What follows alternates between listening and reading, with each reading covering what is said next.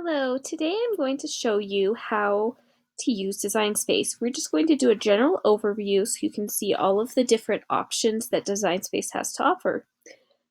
Design Space can be used with the Cricut Explore line, so the Explore 1, the Air 1, and the Air 2, as well as the Cricut Maker.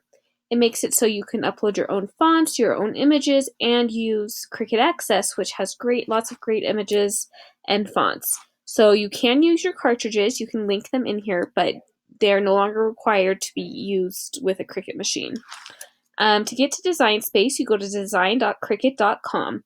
It is not a software that you download on your computer, it is a website, and you do need an internet connection to access it.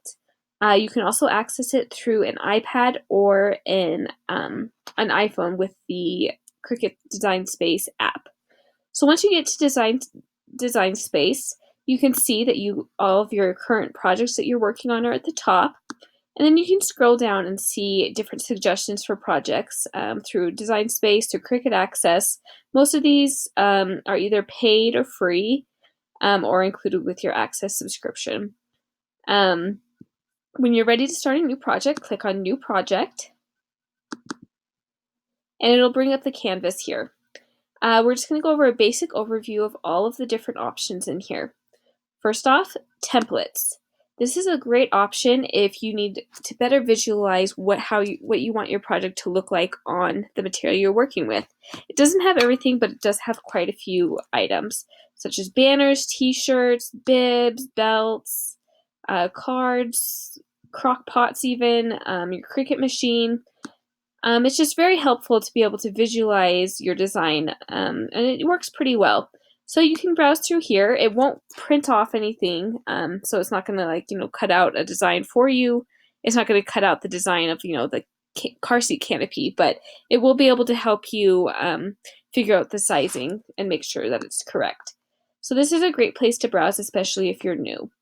Next is projects. In here you'll find projects that are available through Cricut Access, ones that are paid, as well as a few free projects. If you got the Cricut Maker, it came with 50 free projects, which is awesome. You can browse by category, by Cricut Access, and by a variety of different categories, including free for Cricut Maker, free for the Explorer, Explorer 2, and Explorer 1. You can also see your projects by clicking in here. So anything that you've made is in here. One thing to keep in mind is that you can create projects and share them with others. But you have to be using images and fonts that are available through Cricut Design Space.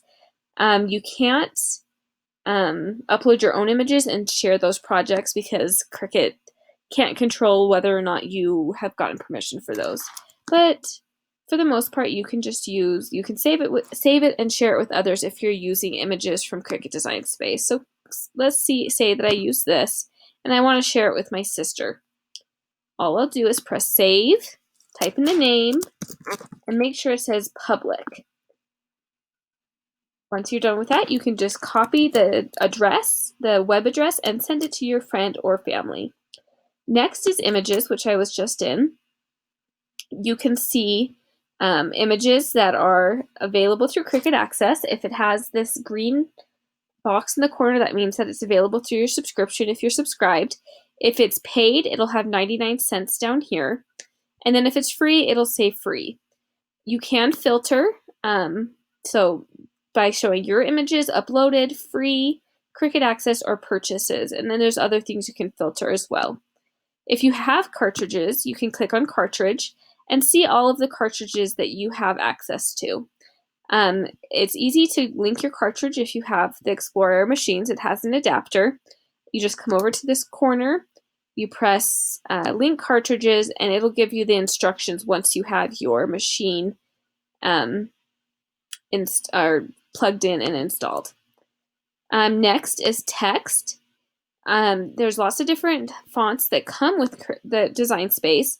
It also grabs any fonts that are on your computer currently, and you can see if they're available through Access. If there's the A, of course, you get those for free with your subscription, or $4.99 if you need to pay for them. I do have another tutorial on how to upload your own font, so be sure to check that out, but we're not going to go over that today. But the possibilities are endless in that case. Next is shapes. There's just different shapes you can use. And then upload, which is where you can upload your own images or patterns. I also have another video on this that goes into more detail. And finally, over here is the layers panel. Let me bring another shape out here. Any shape or design or image you have will show up over here. If it's just one color or one layer, it'll just show that one color and layer. If there's more than one layer, it'll show those all under the little name for it and the for the name for it and sorry. So under the name for it, you'll see all the different layers of that image or photo. You can turn the image's layers on or off using the eyeball. You can also change colors, which is nice, or change it to cut, write, score, or print. Some of the other options in here are to group or ungroup items. That makes it so they're just easier to size and manipulate. So let's say I have another shape. I don't necessarily want them to cut together, but I just want to be able to resize them together. So I'm just going to press group, and it makes it easier to do that. Attach makes it so they all print on the same mat, and so they are in the same order on the mats. For instance, if I were to write some text on here, so if I was to write hello, that's always my go-to for these samples, but for hello, if it was just grouped like this, it would stay together here, but when I go to press make it, it would be on separate mats. However, if I press attach, it'll make it so the font writes or cuts on the shape. Welding is basically a way to make words go together or images go together as one. So it makes multiple portions of an image or font into one. Flattening is what you'll do for print and cut. And slicing basically will cut through, so it'll cut the image or the font out. So for instance, if I wanted to cut out this shape and I wanted the hello to be cut out of the shape, I would press slice and it would cut that out. So that's a basic overview of Design Space.